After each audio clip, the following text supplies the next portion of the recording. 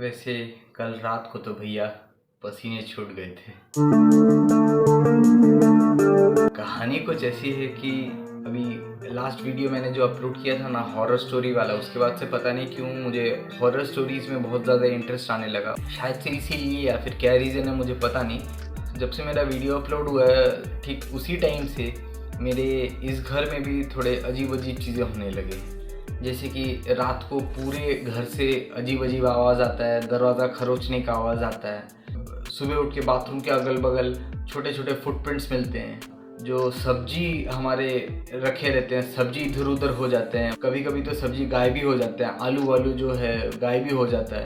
आलू हम लोग जितने खाते नहीं है उससे ज़्यादा तो गायब हो रहा है, जैसे कि हैरी पॉटर का दुनिया। तो ऐसी चीज़ें हो रही थी। लेकिन भाई साहब, कल रात को जो हुआ उसके बाद तो पसीने छूट गए यार। जब हम लोग रात को सोते हैं तो घर में डिम लाइट जलता है ताकि जब उठे तो कुछ दिख पाए, क्योंकि नींद के मारे उठते हैं कभी कभी कुछ दिखता नहीं है तो ठोकर खा जाते हैं। ग्लो वाला लाइट जल रहा था पूरे घर में और मैं अपने बेड पे ऐन मस्ती से सो रहा था। तो अचानक से मुझे किसी की विस्पर सुनाई दी, तो मैं अचानक से जग गया। नॉर्मल सी बात है कि आसपास कोई नहीं है, तो मुझे लगा कि मैं कोई बुरा सपना देख रहा हूँगा। और तब मैंने वो जो खरोचने का आवाज़ आता है, जो रात को जो भी आवाज़ आता है घर से, उसे भी मैंने अपने बुरे सपने से लिंक करने की कोशिश की कि शायद मैं बुरा सपना देखता हूँगा, उसका इफेक्ट मुझे लगता है कि घर में से आवाज़ आ रहा है या फिर ऐसा कुछ। नींद के मारे पलकें भारी हो रखी थी, लेकिन मैंने सोचा कि अभी जब जग ही गए तो थोड़ा बाथरूम घूम ही आते हैं। तो मैं उठा नींद के मारे, तो मैं जैसे तैसे नींद पलकों में लिए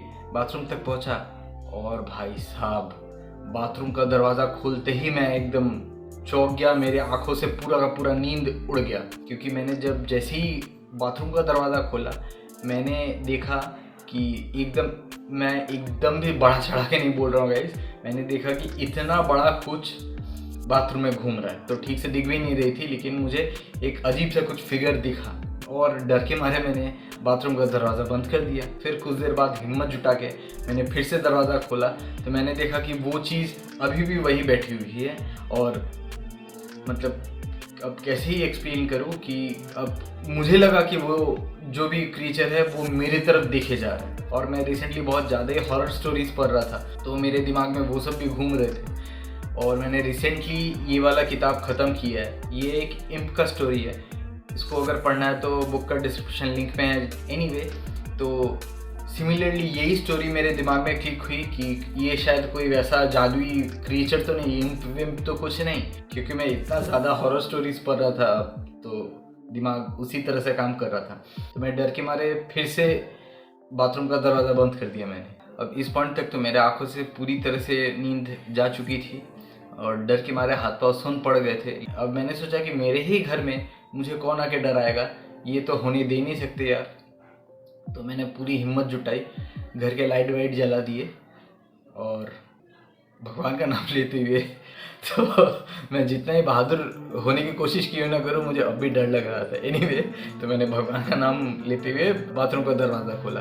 और क्योंकि अभी पूरी लाइट वाइट जल रही थी तो मुझे एक्चुअली दिखा कि मसला क्या है। अब मसला ये था कि कुछ दिनों से लगातार हमारे इधर बारिश हो जा रही है। शायद से बारिश की वजह से, बारिश से बचने के लिए एक इतना बड़ा चूहा हमारे बाथरूम में आके शेल्टर लिया था। एंड क्योंकि मैं वो सब पढ़ रहा था, हॉरर स्टोरीज पढ़ रहा था और लाइटिंग भी वैसी थी, तो इसीलिए मुझे वो हॉरर टाइप का कुछ लगा। तब पूरी बात जाके क्लियर हुई कि ये जो हमारे घर के आलू गायब हो रहे वो जा कहाँ रहे हैं, वो ये चूहा लेके जाता था।